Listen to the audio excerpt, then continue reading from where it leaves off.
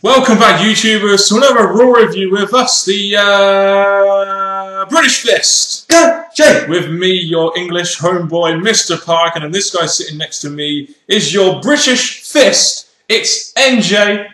What's up? Indeed, subscribe above, like this video, and comment your thoughts on this Raw down in that comment section below. And make sure you contact us in the links in the description box below. Yes, and we were live. Well, not technically live, but we had Raw from jolly old England in this episode, didn't we, NJ? It was nice to see the WWE come to the UK. That's the thing, because when it comes to the UK, it gives the fans here something big, and obviously with the big things going after Mania, we do want, obviously, England to have some part of the build-up to whatever's going to come next. Exactly, and usually WWE don't usually bring their A game with Raw when they come to England, but we'll show you if WWE brought their A game in this review, guys.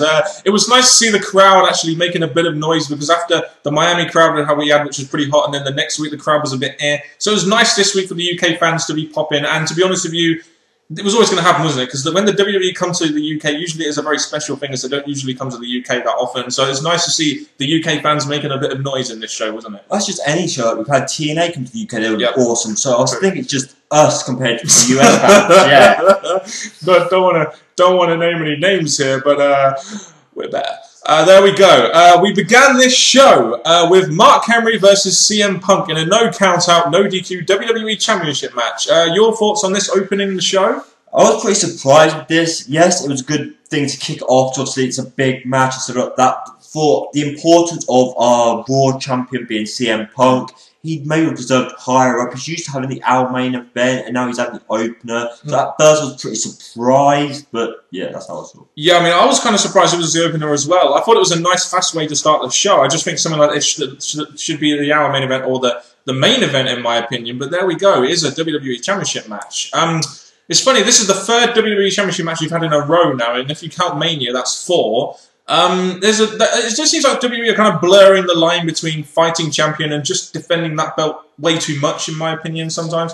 Because the fact it's been against Mark Henry multiple times, it's not actually a fighting champion, you're fighting against the same person. If you had to fight a different opponent each week, then maybe a bit more of a fighting champion kind of feeling. But the fact it's against Mark Henry multiple times, it's just like, all you're doing is defending against the same person, not much of a build to being a fighting champion.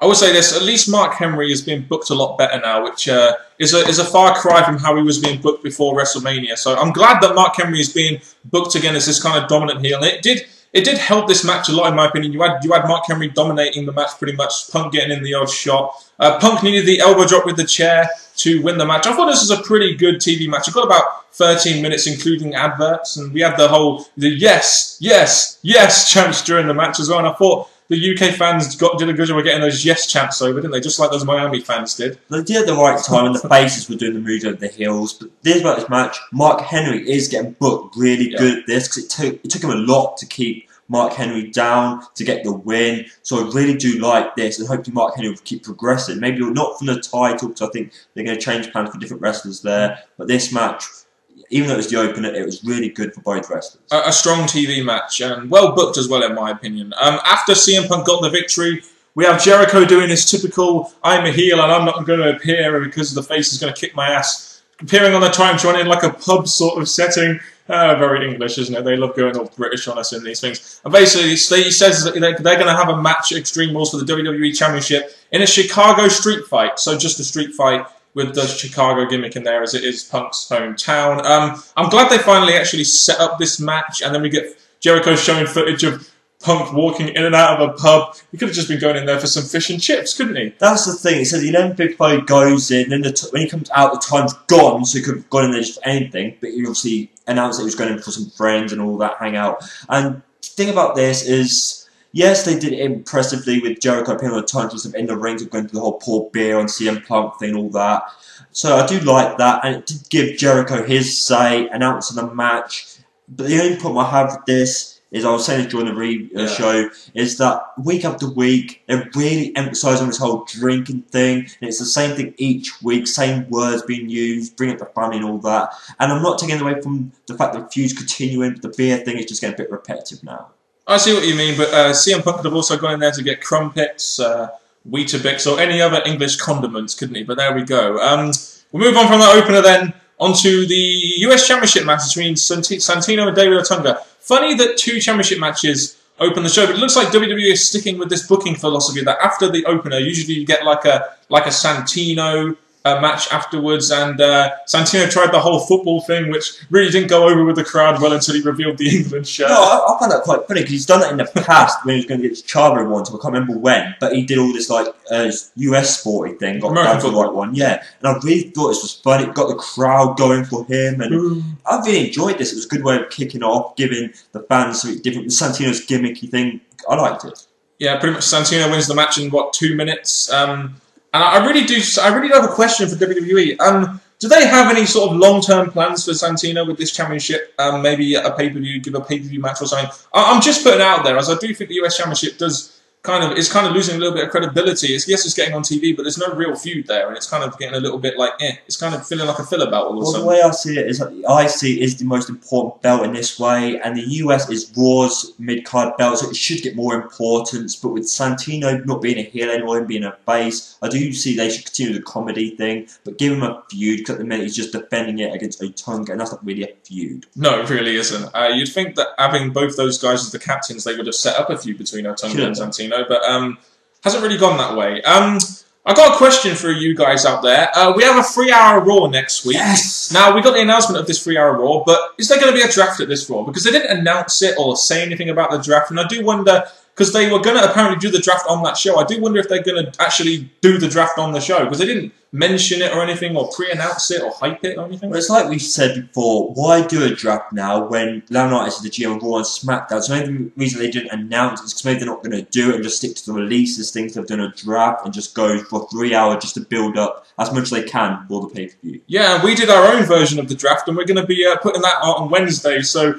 pretty sure you guys will enjoy that. NJ is representing Raw, and I, as the underdog face, I'm representing good old 1.5 rating, replay rating SmackDown. I can't believe that the replay of SmackDown on Friday got a better rating than the live version of SmackDown. How fucking hilarious is that?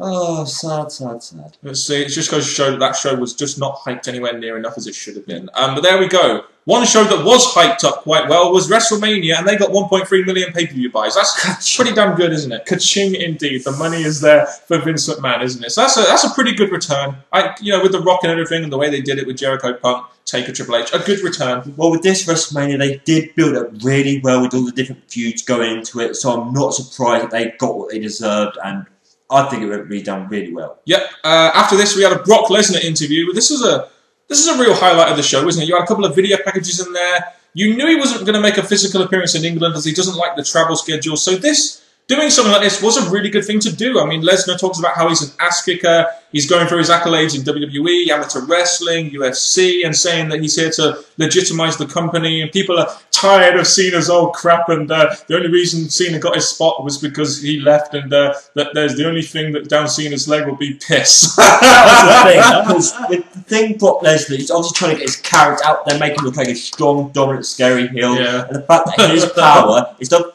drawing blood, he's making Cena that scary, he's going to piss himself. And to be honest, that would be a real embarrassing moment to go from Cody Rhodes' Big Show onto Cena. There we go. A really good segment, in my opinion. A very good interview segment. After this, we had the feud which has been building for these last 3 months while Zack Ryder has been recovering from near death. Zack Ryder versus Kane. It wasn't really a match, but basically this one had a little bit of history to it, and they did kind of play on this, and you basically had Kane kick Ryder's ass, and it wasn't really a match, and NJ really did like that, as he doesn't like Ryder and he loves Kane. And we get Kane on the mic afterwards saying that he laid out Orton's dad, and Orton was like his dad, and that he could never get up from it, and like father, like son. It was a simple segment, really. The thing is, the point was Kane's dominance take up Ryder, just beat him to a pulp, down he went, and then he got onto the mic. He spoke to Orton, who did not come out luckily, so it gave Kane his moment, looking strong to obviously his win at WrestleMania. They're following on, and I'm really enjoying this. And he said, by the way, so yeah, talk about the past, because he did take up both of them. It was just really effective, and I really enjoyed hearing Kane. Yeah, it's just one of those simple, effective segments. I mean, Orton wasn't there selling the injury. I imagine these two will have like a no DQ match at Extreme Rules or something to end the feud. So there we go, and that's where Orton will probably go over. We also had, I thought this was a highlight, we had a backstage segment where Daniel Bryan says that he's going to call the bell lock the Yes Lock. And that got the fans chanting, what, NJ? Yes, yes, yes. You don't like chanting that, do you? He said, because when the referee asks if you want to tap, you will say, yes! Yes! Yes! Yes! Yes! But luckily, when we get to it, something happens to stop that from happening. But the thing about this is, the thing I find hard about this segment is, they're still going on about this stupid Brian and AJ, just because AJ was chatting to Kofi, yeah, that was all going well. Then Brian comes up making it like they're still together. I'm like, oh. Have you not heard about the rumours about me and AJ? Did you not hear the rumours, NJ? Me and AJ were on Skype earlier, and it turns out that me and AJ actually have quite a lot in common, and we've got a real bond going. And I hate to say it to you guys, but I think she's going after the wrong Daniel, and she's coming back. She's coming to me, people. She's definitely coming to me. I'm just saying. But anyway, I thought this was a really entertaining segment. I love this. This was hilarious. We get to the hour main event. John Cena promo. So you immediately know NJ is not going to take no interest in this one. You had the yes, yes, yes chants in this segment, and those UK fans really did get that yes chant going throughout the night. Basically saying that he's going to fight Brock Lesnar and he's going to take an ass whooping and he's going to fight! He's going to fight! Yeah. Cena trying to make an entertaining promo, saying how, like, the whole, Cena promos, him saying the same thing, trying to big himself up. And the thing about this, for once, something really saved this promo for me. And that was none other than John Laurinaitis coming out and shutting him up. Mr. Excitement comes out. Johnny Ace, my guy, coming out there, and he actually got some major heat from the crowd, didn't he? And I found it interesting that these two guys were the guys that got the most heel heat in the night. And it's funny, they're in both the same segment, but there we go. He talks about he's going to put Cena in an Extreme Rules match later tonight, and next week there's going to be a contract signing between Lesnar and Cena. So John Laurinaitis in his short segment did a lot. He got a lot done. He got the main event announced. He got a segment for next week announced. So I thought when Johnny Ace came out, it was pretty damn effective. Well, two things about this. Yes, Laurinaitis, obviously he saved the whole thing. He made that segment what it was. I've got to learn to lip read because I can't understand Laurinaitis. I've got to learn to lip read. Or turn the volume up. Oh, really loud, yeah. Yeah. And the other thing is, contract sign. That's going to go down so well. Oh, we know there's going to be no confrontations in that one, but there we go. Daniel Bryan versus Kofi Kingston. As soon as Daniel Bryan came out in this segment, he was immediately the face. Everything he did in this match, the crowd reacted to and did the whole yes thing. And I'm quite entertained by the whole yes thing. And Daniel Bryan, the match goes about 10.5 minutes, and Daniel Bryan wins with the yes lock. The yes lock, NJ. Yeah, but the match, I was quite liking this. It was going pretty well. Kofi Kingston's going against a ex-World Heavyweight Champion, 18 seconds. 18 seconds. And I like this. Kofi Kingston's shown that he can fight main eventers, and I really enjoyed how the back and forward action between these two. I find it funny how as soon as Kofi tried to do the yes, everyone was just like, no! No! And every time Kofi hit Daniel Bryan, they went, no! No! That was really entertaining. Thank you very much, UK crowd, for doing that. And you had AJ looking on backstage because, like I said earlier on, I'm with her now. She's like rehashing Daniel Bryan. She's trying to get over him by watching him get his ass kicked. That's all. But anyway, there we go. And then out comes Sheamus and tries to do the broke egg, and Daniel Bryan escapes. Hypes their feud up for Extreme Rules a little bit, I guess, and we get a bit of AJ time. So yeah, from me, Mr. Parkin. Yeah? Yeah. Oh, is that it? Okay, fair enough. Brodus Clay versus Dolph Ziggler was next. It was there. I will say one thing. Jack Swagger looks really snappy with that haircut and a suit, doesn't he? He could be another lawyer. I prevent for you the evidence of the trial recap. Pretty much, that does sound like him. But the thing I say about this is, people, what you got to know about this match, it was match of the night. Oh, I couldn't say that in a serious face. Yeah, Brodus Clay basically. Oh yeah, what happened in this match? I think they got a DQ because Swagger came in after about a minute, got DQ'd. Brodus basically kicked Swagger's and Ziggler's ass. I think he goes out the ring, and it's you're kind of sitting there thinking, well, that was kind of pointless. Just there to get Brodus Clay dancing, I guess, wasn't it? There we go. Yeah, I couldn't say this match with a serious face. But no, there wasn't really much to this segment. We had another.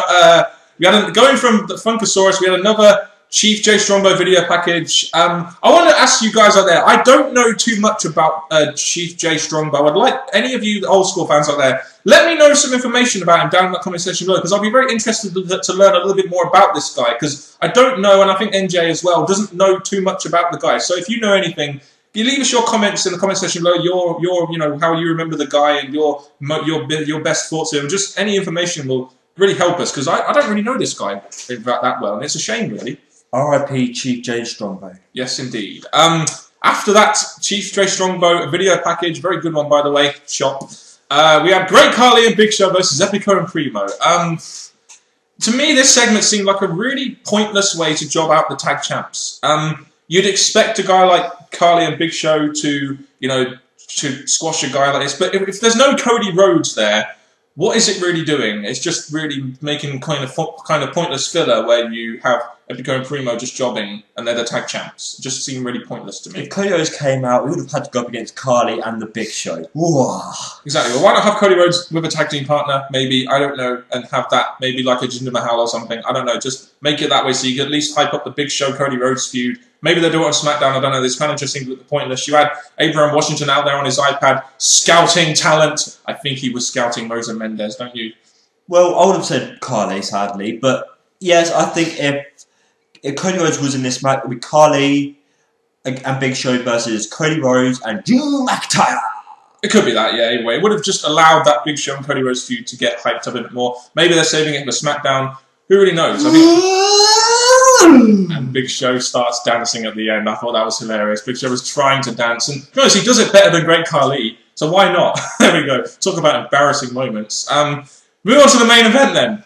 The main event was John Cena versus the mystery opponent, which we all knew would be Lord Tensai, didn't we? In an Extreme Rules match. Where did we really start with this? It was, pretty much Cena getting his ass kicked by Lord Tensai, as it pretty much should have been, which means NJ absolutely marked out for this segment so much because he hates John Cena. But did you ever like Albert that much, though? Well, to be honest, Albert was there in the match. He just altered his moves a bit because this Lord Tensai, it's just a new gimmick, and he's still Albert. No matter what, he can lose weight, he can lose all his face paint, he's still Albert. The thing I want to say about this is the dominance he showed. Yes, it was incredibly slow in places, so it kind of made me think, oh, it's not much of a main event. But the dominance he used on John Cena, thumbs up, awesome way to finish Raw. Yeah, it was a good, it wasn't like the best match or anything, but you just had Lord Tensai dominating Cena, and then Lord Tensai, to the surprise of me, to be honest, wins semi-clean thanks to Otunga. And to be honest with you, yeah, thanks for that one, MJ. You kind of scared me a little bit there. And it's good, in my opinion, they gave Lord Tensai the win, because let's face it, he does need the win on his push just coming into the WWE, and it kind of works with, the big guy beating like a guy like John Cena, like a guy like Brock Lesnar probably would as well. I want to do 2 hashtags here. What? Thank you for Twitter. You ready? Number 1 is Albert. Number 2 is Tajiri. Sorry, I was trying to spit the British mist on him, but there we go. The British fist, the British mist. That could be a new gimmick we could use, MJ. But there we go. So it was a decent way to end the show, even though I know you loved it so much because you loved it because Cena got his ass kicked. I loved it because I got to see my SCW boy Sakamoto. Yeah, who attacked Cena and Cena lost. So ha. Indeed. So what are your overall thoughts on this Raw coming from the O2 Arena in London? It was a great Raw, minus some matches that we've spoken about, but I really enjoyed this Raw. We had Archie backstage and Sherlock Holmes and his little Watson. But it was just a good Raw. I can't fault this, apart from 2 matches, and maybe there weren't enough Extreme Rules hype and matches made, but overall I liked it. Yeah, my only complaint with this Raw is that we're 2 weeks away from Extreme Rules, and we only have 3 matches, and I know there's going to be a 3-hour special, whether it's going to be the draft in there or whatever, I don't know, but I just think maybe more matches will get announced on SmackDown, maybe Big Show, Cody Rhodes, Kane Orton. It was generally an entertaining Raw. I think the crowd was pretty good, which helped this Raw, and there was some pointless segments in there, but a lot of the segments were pretty entertaining, and at least did something to hype up feuds, either going on to SmackDown or to Extreme Rules. I just think they could have done a better job in maybe announcing some of the matches 2 weeks away. And I do think if they're going to have a draft, they should have done a better job at announcing and, really trying to build up that draft edition of Raw. But what's going on with that now? That's true. But again, I enjoyed Raw. Gets a B from me. It was enjoyable. It's going to get a really strong B because I've really enjoyed this one. Yeah, one of the better UK shows they've done, in my opinion. The other ones really have not really done that well. That's very true. Yeah, so guys, leave us your thoughts on this edition of Monday Night Raw down in that comment section below, as per usual. And I'm going to summon the British Mist here for NJ to do the outro.